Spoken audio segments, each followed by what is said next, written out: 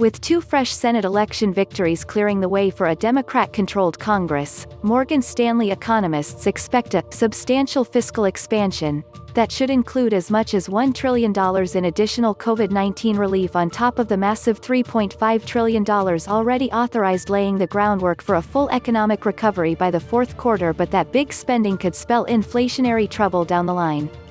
On Thursday, Chicago Fed President Charles Evans said it would take years to reach 2% inflation, beckoning, "We just have to experience inflation before I'm going to feel confident that things are really changing. Show me the inflation. We need to see it."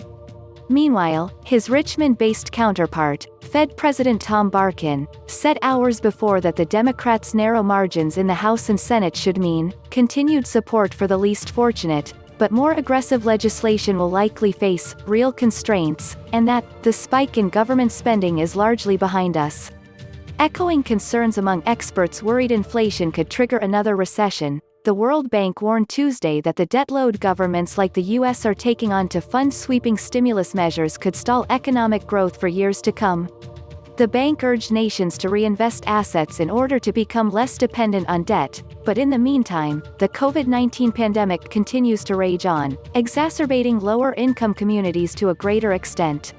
Goldman Sachs said Wednesday it expects fiscal relief measures in the first quarter to total about $750 billion. Stocks add to record highs as Goldman ups Q1 stimulus expectations to $750 billion.